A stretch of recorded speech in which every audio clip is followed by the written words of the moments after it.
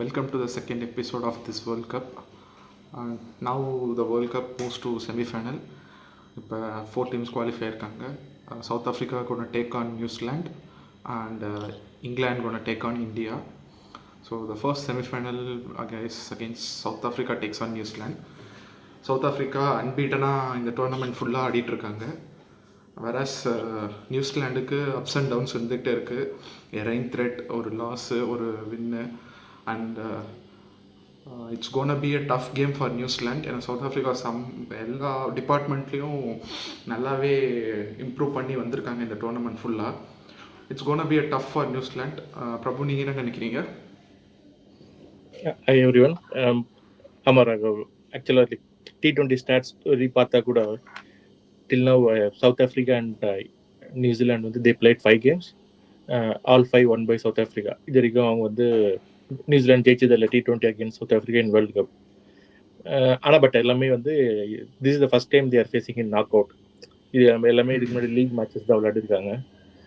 But team wise பார்த்தாலுமே they are very strong. Like almost like இந்தியாவே ஜெயிக்கும் போது நியூசிலாந்து இஸ் இதுதான் ஜஸ்ட் லைக் தட் எடுத்து பாருங்க. பட் ஸ்டில் நியூசிலாண்ட்லேயும் வந்து லைக் கொல்கட்டானால அந்த venue like 190 + 200 pass score. So they can anybody can still have New Zealand also have little bit chance. Like அவங்கள வந்து ரூல் அவுட்டும் பண்ண முடியாது. ஏன்னா நியூசிலாண்டுக்கு ஒரு பெரிய இஷ்யூ இருக்கு. மேட் ஹென்ரி வந்து is blessed with a baby, so he went for New Zealand. Again வர்றது இப்போ doubt regarding the situation happening outside the India. So அது வந்து ப்ராப்ளம் இல்லை, நியூசிலாண்டுக்கு ப்ராப்ளம் இல்லை. ஏன்னா Malaysia, Singapore or Sri Lanka, Hong Kong இந்த 4 ரூட் இருக்கு. ஸோ ஸோ அது வந்து ப்ராப்ளம் இல்லை. பட் அவனா ரைட் டைம் வந்துருவானான்றது கொஸ்டின். நீங்க சொன்ன மாதிரி அது இருக்கு. ஆமா, அவன் வந்து மேட் ஹென்ரி தேவை. ஆமா, அவன் தான் விக்கெட் எடுக்கிற ஆப்ஷனே. ஏன்னா பவர் பிளேல இவங்களை எடுக்கலைன்னா ரொம்ப ரொம்ப கஷ்டம்.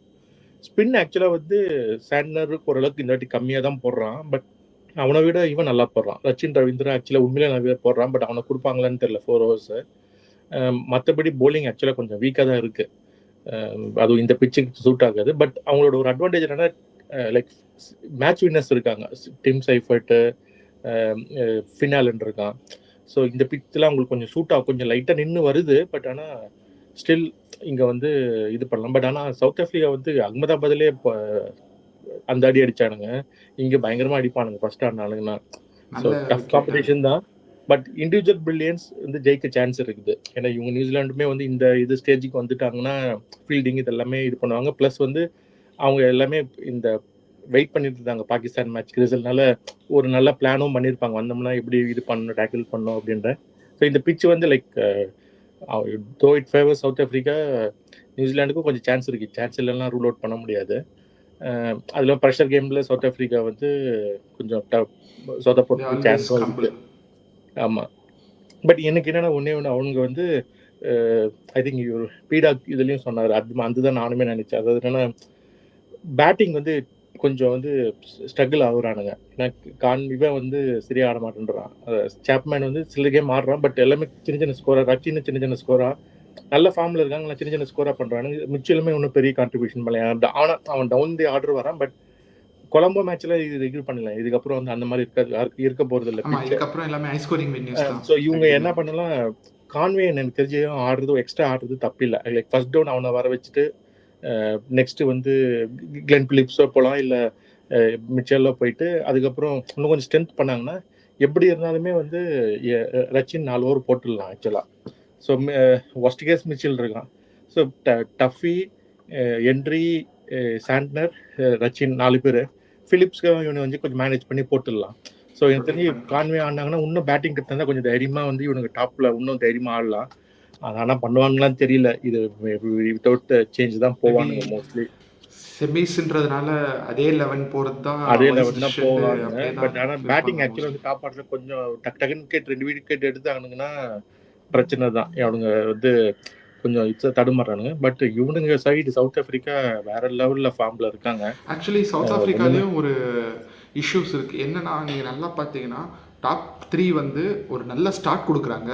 பட் அதை வந்து டேக் ஓவர் பண்ணி போக மாட்டுறாங்க. I have most of the time Miller, Brevis and Stubbs இவங்க 3 பேர் தான் அந்த ஸ்கோரை எலிவேட் பண்ணுறாங்களே. வாட் இஃப் இந்த டாப் 3 ஃபெயில் ஆகி மில்லர் ஆர் பிரிவிஸ் யாராவது ஒருத்தர் ஃபெயில் ஆனாலுமே, ஏன்னா அந்த 2 பேரோட பார்ட்னர்ஷிப் தான் பின்னாடி வர ஸ்டப்ஸுக்கு வந்து ரொம்பவே ஹெல்ப்ஃபுல்லாக இருக்குது. ஸோ இப்போ இவங்களும் ஸ்க்ரம்பிள் ஆனாங்கன்னா ஆக்சுவலா நீங்க சொல்றது ஆக்சுவலா இந்தியா மேட்ச்லயே ஆச்சு. ஆனா என்னன்னா இந்தியா மேட்ச் நின்னுட்டானுங்க. அப்போ வந்து ஸ்டப்ஸ் இவன் பிரவிஸ் இல்ல மில்லர் யாராவது ஒரு விக்கெட் போச்சுன்னா முடிஞ்சிருக்குமே.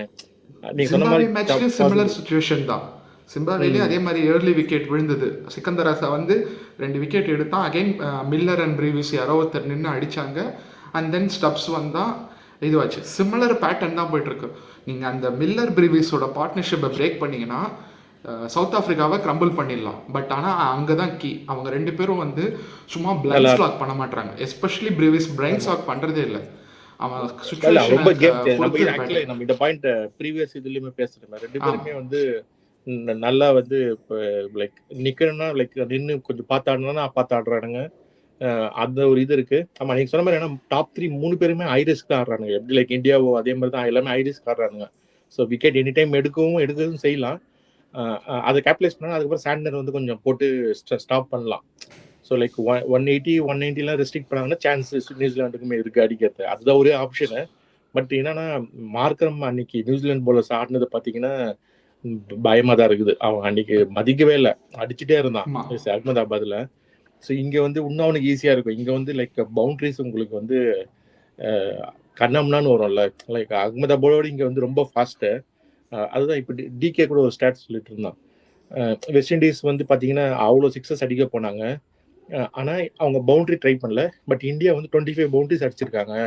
சாம்சன் வந்து அதில் நல்லா யூஸ் பண்ணிங்க ஃப்ரீ பால்ஸ்னா. ஏன்னா இங்கே குட் ஷாட்டுக்கே வந்து வேல்யூ ஃபார் பவுண்டரி இருக்கு. அதை வந்து மிஸ் பண்ணிட்டாங்க வெஸ்ட் இண்டீஸ் அப்படின்னு சொல்லிட்டு டிகே வந்து இப்போ நசருசன் பாட்காஸ்ட்ல சொல்லிட்டு இருந்தான். அது ட்ரூ தான். லைக் நம்மளுக்கே தெரியுமா, லைக் கொல்கட்டாவில் வந்து யூஸ்வலி ரொம்ப பவுண்டரி அவுட்ஃபீல்ட் ஃபாஸ்டா இருக்கனால நீங்க ஃபிளிக் பண்ணி விட்டீங்கன்னா ரன்ஸ் வந்துட்டே இருக்கும். இன்னொன்று நம்ம இதை கூட நம்ம ஆக்சுவலி ஒரு கான்வர்சேஷனில் பேசிகிட்டு இருந்தோம். அந்த பவர் பிளேயில் நீங்கள் எப்போவுமே அதிக ரன்ஸுக்கு போகிறதுக்கு கிரவுண்டட் ஷாட்ஸ் ஆடினாலே ஈஸியாக நீங்கள் ஸ்கோர் பண்ணிடலாம். அந்த ப்ரெஷரை ஈஸ் அவுட் பண்ணலாம். தேவையில்லாமல் ஸ்லாக் பண்ண போய் ஸ்லாக் பண்ணுறது தப்பு கிடையாது. பட் பிளைண்ட் ஸ்லாக் பண்ணுறது வந்து ரொம்ப ரொம்ப தப்பு. நீங்கள் உங்களோட ஃபார்ம் டிப்பில் இருக்கும்போது பிளைண்ட் ஸ்லாக் தேவையில்லை. இந்த மாதிரி கிரவுண்டட் ஷாட் ஆடி ஒரு கான்ஃபிடன்ஸ் பில்டப் அப்புறம் நீங்கள் ஸ்கோரை இது பண்ணலாம். ஆமாம், அன்றைக்குமே இந்தியா அந்த டாப் ஆர்டர் இது மிஸ்டேக் பண்ணாங்க. லைக் ஒரு 10-15 ரன்ஸ் ஒரே ஓவரில் வந்துடுச்சுன்னா அதுக்கப்புறம் வந்து எதுக்கு வந்து இன்னும் போகணும்னு பார்க்குறாங்கன்றதே புரியல. அப்போ ரிஸ்க் எடுக்கலாம், சிங்கிள்ஸ் அடிக்கலாம்ல. ஆனால் எனக்கு என்ன பண்ணுறாங்க, அப்பயும் ரிஸ்க் எடுக்கிறாங்க. அதில் தான் வந்து தேவையில்லாம விக்கெட் விடுறாங்க. அந்த ஃபேஸஸை பில்ட் பண்ணிட்டு வந்தாலே பவர் பிளே இவ்வளோ runs middle of the 16 to 7 to 16 இந்த ரன்னுன்ற மாதிரி பண்ணிட்டு வந்தாலே அழகா இது பண்ணலாம். பட் அந்த சில டைம் மேபி பிரஷர் அந்த பக்கம் தள்ளிடலாம் ஆப்போனன்ட்க்கு. அது பண்ண மாட்டாங்க. சரி, அந்த ஒரு குவாலிட்டி எல்லாம் வந்து ஒரு விராட்க்கு இருக்க குவாலிட்டி. லைக் பவுண்டரி வரலையா, அட்லீஸ்ட் சிங்கிள்ஸ் இது பண்ணி ரன்ஸ் 5, 6, 5, 6, 7 வந்துட்டே இருக்கும். அவன் அதுல கான்சென்ட்ரேட் பண்ணுவான். அந்த இது வந்து மெச்சூரிட்டி லைக் மேபி இதான் ஃபர்ஸ்ட் வேர்ல்ட் கப்னால சில நிறைய பேருக்கு அது இஷ்யூ. பட் எல்லா டைமே இது லேக் பண்றாங்க. எல்லாருமே அடிக்கதாங்க போறாங்க தவிர, அடிச்சாலுமே ஒரு 2 பவுண்டரி வந்துச்சுன்னா அதுக்கப்புறம் சிங்கிள்ஸ் ஆனாலே கண்ட்ரோல் இல்ல, கேம் கண்ட்ரோல் வேணும். ஆமா, இது இருந்துச்சுன்னா நம்ம இந்தியா வந்து சவுத் ஆப்பிரிக்கா ஜெயிச்சிட்டு போனோம் ஆக்சுவலா. இது இந்த விராட் மாதிரி ஒரு கேம் வந்து அன்னைக்கு மிஸ்ஸிங் ஆக்சுவலி. அன்னைக்கு அதுதான் நம்ம சொல்லியிருந்தோம். சூர்யாவோ இல்லை ஹார்திக் பாண்டியாவோ அந்த கேம் ஒருத்தர் ஆடி இருந்தா கூட ஈஸியாக தூபேவோட அந்த மேட்சை வந்து வின் பண்ணிருக்கலாம். இல்லையா நம்ம அப் டு த க்ளோஸாவது போயிருக்கலாம். பட் எல்லாருமே வந்து ஸ்லாக், அதுவும் ஹார்திக் பாண்டியாக்கெல்லாம் பிளான் பண்ணி ஆஃப்ல போட்டு தூக்குறாங்க. தெரிஞ்சுமே அந்த ஷாட் ஆடி அவுட் ஆறாங்க. கரெக்ட். இல்ல இந்த மேட்சுமே போன மேட்சுமே சேம் திங் தானே. சாம்சன் கரெக்டா விளையாடிட்டான். அவன் கரெக்டா வந்து பவுண்டரியை வந்து வந்துட்டே இருந்துச்சு. அப்படின்னா அவன் ஆக்சுவலா கரெக்டா இருந்தான். பாத்தீங்கன்னா சிங்கிள்ஸ் ரொட்டேட் பண்ணி சிங்கிள்ஸ் எடுத்துட்டே இருந்தான். ஈவன் இண்டிவிஜுவல் மைல் ஸ்டோன் கூட அவன் போலையே. லாஸ்ட்ல சிங்கிள்ஸ் எடுத்து என்ன ஆன் தி மெரிட் விளையாடிட்டு சிங்கிள்னா சிங்கிள், 4னா 4ன்னு கொடுத்து ஹார்திக் கிட்ட கொடுத்தான் பாருங்க. அந்த மாதிரி விளையாடணும். அந்த மாதிரி வந்து விளையாடாம விட்டானுங்க. இதுக்கப்புறம் ஐ திங்க் மிஸ்டேக் பண்ண மாட்டாங்க இந்தியா. Let's see. சரி, இப்போ உங்களோட prediction south Africa vs New Zealand யார் ஜெயிப்பாங்கன்னு? சவுத் ஆப்பிரிக்கா தான் கண்டிப்பா. South Africa 50-50. ஏன்னா பீயிங் நாக் அவுட் கேம், ரெண்டு டீமுக்குமே நாக் அவுட்டில் ஒரு ஒஸ்ட் ரெக்கார்ட்ஸ் இருக்குது. ஆமாம், இவங்க ரெண்டு பேர் ஃபேஸுன்றத விட காமனாக அவங்க ரெண்டு பேருக்குமே இருக்குது. So it's any one game I feel. But I feel toss decides the game. ஏன்னா அன்றைக்கே பார்த்தோம் டியூ ஹெவியாக இருந்தது. So toss gonna be the factor in Kolkata. But ஆனால் என்ன லாஸ்ட் 10 கேம்ஸ் ஐபிஎல்லும் சரி இங்கேயும் சரி டீம் பேட்டிங் ஃபர்ஸ்ட் தான் நிறைய ஜெயிச்சிருக்காங்க. பட் ஆனால் அன்னைக்கு வந்து மேபி டியூ இருந்தது. ஸோ மேபி அதனால சூர்யா சேஸ் போயிருக்கான். யா, ஸோ மேபி டாஸ் நீங்கள் சொன்ன மாதிரி கூட இருக்கலாம். Let's okay. ஸோ நீங்கள் சவுத் ஆஃப்ரிக்கான்றீங்க, நான் 50-50. நெக்ஸ்ட்டு இந்தியா இங்கிலாந்து போவோம். இங்கிலாண்டும் ஒரு நல்ல ஃபார்மில் இருக்காங்க. ப்ரிட்டி மச் சிமிலர் ஃபார்ம் ரெண்டு டீமுமே இருக்குது. இந்தியா இங்கிலாந்து ரெண்டுமே வந்து they not like south Africa, not like New Zealand. ஒரு மாதிரி ஆன் அண்ட் ஆஃப்ல தான் இருக்காங்க ரெண்டு டீமுமே. ஆமாம், இல்லை எனக்கு இந்த நீங்கள் சொல்லும்போது நான் எனக்கு வந்து இந்த ஒரு ஃபீலிங் இருந்துகிட்டே இருக்குது. இப்போ பார்த்தீங்கன்னா லாஸ்ட் T20 2023 வேர்ல்டு கப்லேயும் நம்ம ரொம்ப ஸ்ட்ராங்காக வந்துட்டு இருந்தோம். ஆஸ்திரேலியா ரொம்ப சுமாராக விளையாட்டு இருந்தான். இங்கே பார்த்தீங்கன்னா எனக்கு ரெண்டு டீம் மேலே இன்னும் டவுட் இருக்குது வந்து நியூசிலாந்து அண்ட் இங்கிலாந்து. ஆக்சுவலாக அவங்க கப் அடிச்சிடுவாங்கன்னு ஒரு சைடில் இருக்குது. ஏன்னா அவங்க ரெண்டு பேருமே வந்து அப்படியே ஸ்க்ரேப் பண்ணிட்டே உள்ளே வராங்க. ஒரு நல்ல கேம் இல்லைன்னா அடுத்த கேம் வந்து சொதப்புறாங்க. லைக் வந்து ஆனால் எப்படியோ உள்ளே வந்துட்டாங்க. பட் இங்கே வந்து நல்ல கேம் விளையாடி ஜெயிச்சிருவாங்களோ எனக்கு இந்த ரெண்டு டீம். ஆக்சுவலாக இந்தியா சவுத் ஆஃப்ரிக்காவில் இந்தியா தான் கப்புன்றது எனக்கு மோஸ்ட்லி இருக்குது. பட் ஸ்டில் இந்த ஒரு சின்ன பயம் இருக்குது. நீங்கள் சொன்ன மாதிரி இங்கே இந்த இதில் வந்து எப்படின்னா மாறலாம்ல இருக்கு. அகைன் இந்த வேர்ல்ட் கப் எதுவுமே ப்ரெடிக்ட் பண்ண முடியல எந்த கேமுமே. ஏன்னா யார் எப்படி பர்ஃபார்ம் பண்ணுறாங்கன்ற ஒரு பேட்டர்னே இருக்க மாட்டேங்குது. ஸோ எனி ஒன் ஒவ்வொரு மேட்ச்க்கு ஒவ்வொருத்தர் ஸ்டெப் இன் பண்ணுறாங்க. But again for sure Will Jacks will bowl in the power play against India. But இங்கே வில் ஜாக்ஸ்ல எடுபடாது அவன். ஆக்சுவலாக இதில் பார்த்து பட் ஆனால் கரெக்ட், நீங்கள் பிச் வைஸ் சொல்கிறீங்க. பட் பிளேயர் டு பிளேயர் போனால் இப்போ அபிஷேக்கோ இஷான் கிஷனோ they are not playing according to the pitch or condition. Their game is slogging, attack தான். ஸோ அப்படி இருக்கும்போது இங்க வந்து அந்த மாதிரி ஸ்லோவா தூக்கி போட்டீங்கன்னு வச்சுக்கோங்க, நல்லா வரும். சும்மா ஸ்டெப் பண்ணீங்கன்னா வெளியே தூக்கி அடிச்சிருவாங்க. நிக்காது, நின்னுச்சுனால இவங்க பிரச்சனை. மெக்கலமோட பிளான் படி பார்த்தா ஒரு ஓவர் எனக்கு ட்ரை பண்ணுவாங்களோன்னு தோணுது. அது பண்ணாங்கன்னா ஆக்சுவலா நம்மளுக்கு இந்தியாவுக்கு பெனிஃபிட். ஏன் அப்படின்னா இங்க வந்து உங்களுக்கு சரி நீங்க இவனை வந்து அபிஷேக் நீங்க இந்த சீரீஸ் ஃபுல்லா பாத்தீங்கன்னா ஸ்லோவா நின்று வந்துச்சுன்னா அவன் தண்ணுருவான். அதே மாதிரி அகமதாபாத்ல ஸ்கிட் ஆச்சு. ஆக்சுவலா பால் பிச் ஆகி உள்ள ஸ்கிட் ஆகணும்னா அந்த மாதிரி இதெல்லாம் அவன் வந்து பார்த்து ஆடுறதுக்குலாம் டைம் இல்லை. இங்க வந்து நீங்க என்னதான் அது மாதிரி நீங்க தூக்கி போட்டு லூப் எல்லாம் கொடுத்தீங்கன்னா ஏறி வந்து ஒரே ஃபுட் அடிச்சானா வெளியே போய் விழுந்துடும். ஆனா நம்மளுக்கு என்னன்னா எனக்கு ரொம்ப டேஞ்சர் வந்து இந்தியா இங்கிலாந்து கேம்ல வந்து ஆர்ச்சர். ஏன்னா வாங்கேட்ல எப்பயுமே வந்து ஃபர்ஸ்ட் 2-3 ஓவர்ஸ் வந்து பேசர்ஸ்க்கு நல்ல பவுன்ஸ் இது மாதிரி இருக்க போலர்ஸ்க்கு சூப்பரா ஹெல்ப் பண்ணும். சஞ்சுவும் பேக் ஃபுட்ல போய் விளையாடுறவன். சஞ்சு விக்கெட் வந்து ஆக்சுவலி ஆர்ச்சர் எடுக்கிறது நிறைய சான்ஸ் இருக்கு ஏர்லியாவே.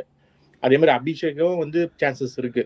ஏன்னா இப்ப அவன் கொஞ்சம் பயப்படுறான். இல்லைன்னா முன்ன மாதிரி ஃபார்ம்ல இருந்தானா லாஸ்ட் கேம் இங்கிலாந்து அந்த சீரீஸ்ல செஞ்சுரி இங்க தான் அடிச்சான் 135 ரன்ஸ். அந்த கான்ஃபிடன்ஸ் அடிக்கலாம். பட் என்னன்னா இப்ப இருக்க அவனோட மனநிலைக்கு அது செமிஃபைனல் ப்ரெஷருக்கு இவங்க ரெண்டு பேரும் எனக்கு கொஞ்சம் ஆர்ச்சர் பயமா தான் இருக்குது. ஆனா அவனுங்க வந்து வில் ஜாக்ஸ் கூட்டு வந்தாங்கன்னா உண்மையிலே பெஸ்ட்.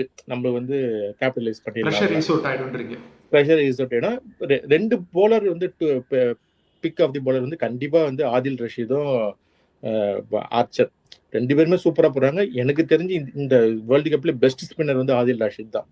யாருமே வந்து 18th 19th ஓவர் தூக்கி போடுறான், மேல தூக்கி போட்டு நீ ஆடுறான்னு சொல்லி போடுறான். அது ஓகே. அதே மாதிரி தான் ஸ்ரீலங்கால ஹெல்ப் பண்ணிச்சு. இங்க ஹெல்ப் பண்ணனாலும் டேர்னுக்கு அவனுக்கு நல்லா இருக்கு, ட்ரிஃப்ட் எல்லாமே இருக்கு. ஸோ அவன் வந்து கொஞ்சம் டஃப்பான பவுலர் தான். மற்றபடி இவங்க எல்லாருமே அடிச்சிருவானுங்க. இந்தியாவுக்கு தெரிஞ்சு பிரச்சனை இல்லை. அதே மாதிரி ஸ்டாட்ஸுமே பார்த்தீங்கன்னா 5 கேம்ஸ் விளையாடிருக்கோம் இந்தியா வர்சஸ் இங்கிலாந்து வேர்ல்டு கப்பில். இந்தியா வந்து 3 ஜெயிச்சிருக்கோம். அதாவது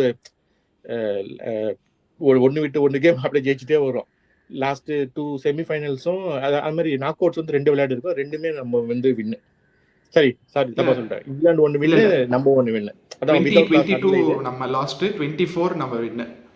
கரெக்ட். அப்போ 1-1. ஸோ 2 நாக் அவுட் அதில் வந்திருக்கு. ஸோ வந்து இது வந்து கொஞ்சம் எனக்கு நான் என்ன பண்றேன் ஃபீல் பண்றேன் இது கொஞ்சம் க்ளோஸ் கேமா இருக்கும்னு ஃபீல் பண்றேன். அகைன் இங்கேயுமே வந்து வெங்கடே பொறுத்த வரைக்கும் win the toss bat first தான் ம் ம் என்னோட ம் ஃபீல். ம் ஏன்னா ஆமா but you have to post more than 200 plus. அன்னைக்கு ஆமா ஸ்டம்பிள் ஆன மாதிரி இங்கேயுமே பார் ஸ்கோர் அதிகம் தான் 200+ தான். பட் இங்க பெஸ்ட் நீங்க சொன்ன மாதிரி பேட்டிங் ஃபர்ஸ்ட் தான் சொன்னேன். நிறைய சேசிங் டீம் வின் பண்ணாலும் பேட்டிங் ஃபர்ஸ்ட் தான் இங்க ஆடி. இந்த மாதிரி பட் செமிஃபைனல்ஸ்ல வந்து பேட்டிங் ஃபர்ஸ்ட் வர்றது பெஸ்ட். ஆமாம், for a knock out game always batting first works. அது என்னதான் ஆமா நீங்கள் கேம் எவால்வ் ஆச்சு என்னதான் சொன்னாலும் that will be pressure. So it's better to post the score than chasing the score. And ஆமா நீங்கள் சொன்ன மாதிரி சஞ்சுக்கு என்னோட best option west Indies game approach பண்ண மாதிரியே இந்த கேமையும் அப்ரோச் பண்ணால் Sanju will negotiate Archer over. ஏன்னா நீங்கள் வெஸ்ட் இண்டீஸ் கேமில் வந்து சஞ்சு வந்து இதுக்கு முன்னாடி அந்த 2 இன்னிங்ஸ் மாதிரி ஆடவே இல்லை. He hmm hmm hmm. Waited, he played well. நீங்கள் நல்லா பார்த்தீங்கன்னா சஞ்சுவோட இல்ல வீக் ஸ்பாட் வந்து சஞ்சு பாயிண்ட்ல தான். வந்து ஃபர்ஸ்ட் 2 ஓவர்ஸ் எஸ்கேப் ஆயிட்டாங்கன்னு வச்சுக்கலாம். இங்கேயுமே கண்டிப்பா 50+ ஸ்கோர் ஷோர் ஷாட் அடிச்சிருவான். ஏன்னா அதுக்கப்புறம் வந்து எல்லா பவுலர்ஸுமே இது பண்ணா ஆதில் ஜஸ்ட் சிங்கிள்ஸ் அடிப்பான். அவனுக்கு அதே மாதிரி எல்லா ஷாட்டும் இருக்கு ஸ்பின்னுக்கு.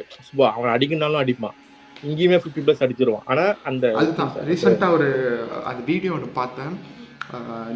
வெஸ்ட் இண்டீஸ் கேமில் வந்து இதனோட ஸ்கோரிங் ரேட் கம்மியாக இருக்கிறது வந்து பாயிண்டில் தான். அதுக்கேற்ற மாதிரி அகில் ஹுசைனும் செட் பண்ணி போட்டான். But he adjusted and plate out well. Every time the field was change, he adjusted himself and score the same area. அது கரெக்டாக இது பண்ணி கேமை ரொம்ப பொறுமையாக ஆடினார். ஈவன் ஆஃப்டர் 50, யூஸ்வலாக 50க்கு அப்புறம் பிளேயர்ஸ் வந்து அட்டாக் பண்ண போவாங்க. ஆனால் சஞ்சு அப்போ கூட இல்லை. டிகே கூட அது அழகாக கமெண்ட்ரியில் சொல்லியிருந்தார். 50 சஞ்சு அடித்தோடனே he raise the bat, he went took the guard and again reset himself and started to build the innings. அந்த ஒரு mind set. He didn't celebrate his 50. He didn't do nothing. He just pointed his face into sky. பயங்கர And again difference கேம்ல. ரொம்ப மெச்சூர்டான ஒரு கேம். எனக்கு தெரிஞ்சு சஞ்சுவோட கெரியர்லயே one of the best best game. இன்னிங்ஸ்னா இதை சொல்லலாம். இது வந்து இந்த கேம் வந்து லைக் விராட் கேம் மாதிரி தான் இருந்தது போன வாட்டி. வெஸ்ட் இண்டீஸ் வந்து எல்லாரும் போலிங் ஈஸி அப்படிலாம் சொல்றாங்க. அப்படிலாம் ஒன்றும் இல்லை. பால் கொஞ்சம் நின்று தான் வந்தது, கஷ்டமா தான் இருந்தது. மற்றவங்க எல்லாருமே திணறாங்களே. இன்ஃபேக்ட் அந்த ஸ்கை விக்கெட்க்கு அப்புறம் கேம் அகைன் டிப் ஆயிடுச்சு. அகைன் அதை புல் பேக் பண்ணது சஞ்சு தான். சஞ்சு புல் பேக் பண்ணதுனால தான் திலக்கால வந்து அகைன் அட்டாக் முடிஞ்சது ஃபாஸ்ட் பவுலர்ஸ். திலக் ஆக்சுவலா நல்லா விளையாடினான், சூப்பரா விளையாடினான். அது ஒரு நல்ல இன்னிங்ஸ். ஆனால் திலக் ஒரு ப்ளஸ் என்னன்னா அந்த டைமில் ஒரே ஒரு ஓவர் தான் ஸ்பின்னர் போட்டதுனால திலக் வந்து கம்ப்ளீட்டாக டேக் ஆன் பண்ணி பேசஸை மொத்தமாக அடிச்சு காலி பண்ணு. Again Hardik game. Hardik tried his best but again failed. என்னை பொறுத்த வரைக்கும் ஆர்டிக்கோட ஸ்டாண்டர்டுக்கு most of the innings is failed innings தான். இல்ல அந்த கேம் லைக் வெஸ்ட் இண்டீஸ் கேம்ல நிறைய லைக் ஸ்டாண்ட் அவுட். சஞ்சு வந்து எல்லாருமே தூக்கி சாப்பிட்டுட்டான். பட் நிறைய ஸ்டாண்ட் அவுட் பர்ஃபார்மன்ஸ் இருந்தது. அர்ஷதீப் வந்து அந்த 6 runs 19th ஓவர். அதே மாதிரி அக்ஷர் வந்து ஃபர்ஸ்ட் பவர் பில்ல 2 overs 15 runs தான் கொடுத்தான். வருண் ஃபர்ஸ்ட் ஓவர்லயே வந்து விக்கெட் எடுத்து 3 wickets 3 runs தான் கொடுத்தான். அது மாதிரி எல்லாமே 2 wickets பும்ரா ஓவர்ல அந்த 2 wickets. ஆமா, பும்ரா எக்ஸ்ட்ரானரி.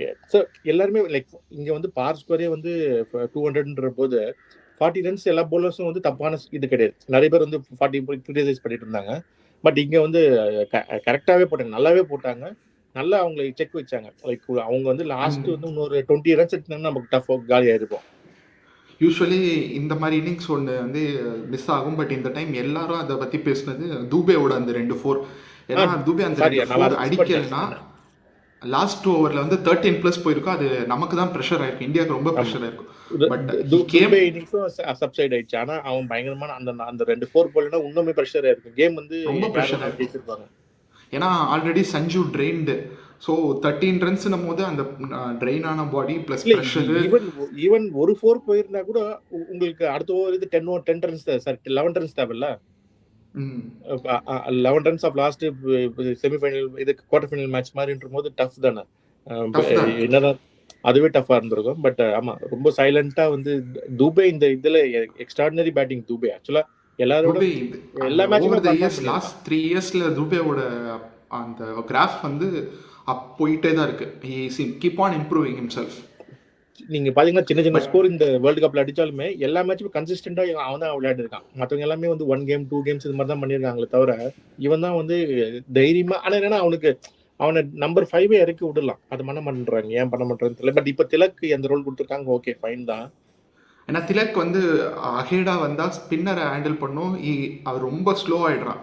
ஸோ அதனால 5ல இருக்கும்போது டேக் ஆன் த பேசஸ், அது somewhat working well for you. So இல்ல பெட்டர் டு கண்டினியூ அது. திலக் வந்து மேல ஆடிட்டு இருக்கும்போது அப்போ வந்து தூபே வந்து கொடுக்காதுக்கு சொல்றேன். இப்போ வந்து ஆக்சுவலி கரெக்ட். போன கேம்லாம் பண்ணதெல்லாம் வந்து எதுவுமே குறை சொல்ல முடியாது, கரெக்டா இருந்தது. அப்படி இந்த பக்கம் பார்த்தோன்னா பட்லர் வந்து is having a one of his poor tournament. ஒரு மேட்ச் கூட கிளிக் ஆகல. பட் ஐ ஃபீல் செமிஃபைனலில் Buttler will unleash himself because India has a history of bringing back player to form. Team அவனுக்கு இன்னொன்று வந்து லைக் அவன் like 32 average T20ல வச்சிருக்கான். அதே மாதிரி ஸ்ட்ரைக்கரோட பிளஸ் வாங்கேதே அவனுக்கு நல்லா தெரிஞ்ச இது லைக் ஐபிஎல்ல ஒரு செஞ்சுரி பிளஸ் ஒரு 70+ ஸ்கோர் வச்சிருக்கான். ஐபிஎல்ல எப்பவுமே மும்பைனா வாங்கடேல வந்து கன்ஃபார்மா ஒரு அடி இருக்கும். அவன் ஸ்டார்ட் கொடுக்கறதுக்கு நல்லா இருக்கும். அதான் ஆக்சுவலா 8 மேட்ச் வின்னர்ஸ்னு பாத்தீங்கன்னா எனக்கு தெரிஞ்சு அங்க 4 பேரு தான் இப்போ இந்த மேட்சுக்கு பொறுத்தவரைக்கும் சொல்றேன். சால்டில ப்ரூக்கு, அப்புறம் ஜோஸ் பட்லர், போலிங்ல இந்த 2 பேர் ஆர்ச்சர் அண்ட் ரஷீத். ஸோ இது ஆனா நம்மளுக்கு பாத்தீங்கன்னா அதோட அதிகமா இருக்கு. So should not be a problem தான் நினைக்கிறேன். But still it will be a close match தான், ரொம்ப ஒன் சைடு இருக்காதுன்னு நினைக்கிறேன். பட் ஐ ஃபீல் மிடில் ஓவர்ஸில் ஒரு பேக் எண்ட் ஆஃப் த இன்னிங்ஸில் சாம் கரனோட பவுலிங் கொஞ்சம் டஃப்பாக இருக்குன்னு நினைக்கிறேன். பிகாஸ் இந்த டோர்னமெண்ட்டில் ஃபுல்லாகவே ஸ்லோயர் ஒன்ஸ் வாஸ் குட். ஏன்னா ஸ்லோயர் ஒன்ல தான் இங்கிலாந்து குவாலிஃபை ஆனதே சாம் கரனோட அந்த ஸ்லோயர் ஒன்னால தான். இல்லைன்னா கரெக்டாக தான் பண்ணுறான் ஆக்சுவலாக. ஏன்னா இட்டாலியும் தோற்றுருப்பாங்க, நேபாளும் தோற்றுருப்பாங்க. 2 ஜெயிச்சதுக்கு மெயின் ரீசனே வந்து சாம் கரன் தான். ஸோ அதை ஹேண்டில் பண்ணணும். அதுக்கு வந்து மெயினான ஆள் Hardik Pandya. Back end of the இன்னிங்ஸில் ஹார்திக் பாண்டியா நின்னே ஆகணும். அப்போ தான் இந்த சாம் கரனோட இதை ஹேண்டில் பண்ணவே முடியும். ஏன்னா ஹார்திக் பாண்டியா ஒருத்தரால் மட்டும்தான் இந்த ஸ்லோயர் ஒன்றை டேக்கிள் பண்ண முடியும். லாஸ்ட் இது அடலைட் வேர்ல்டு கப்ல ஹார்திக் அண்ட் இவனால தான் அந்த ஸ்கோரே வந்துச்சு, விராட்னால தானே. நம்ம லாஸ்ட்ல பயந்து நல்லா அடிப்போம். பாப்போம். ஐ திங்க் எனக்கு பொறுத்த வரைக்கும் இந்த மேட்ச் இந்தியா ஃபேவரட்ஸ். உங்களோட இது என்ன? Saying India versus South Africa இந்த final. India versus South Africa இந்த ஃபைனல். ஆமா, எனக்கு 2 ஆப்ஷன் இருக்கு. ஒன்று India South Africa or South Africa England. Let's see எப்படி போகுதுன்றத அகைன் செமிஃபைனல் முடிச்சுட்டு நம்ம வந்து பார்ப்போம். Okay, thank you everyone. Do like, share and subscribe. Thank you. Super.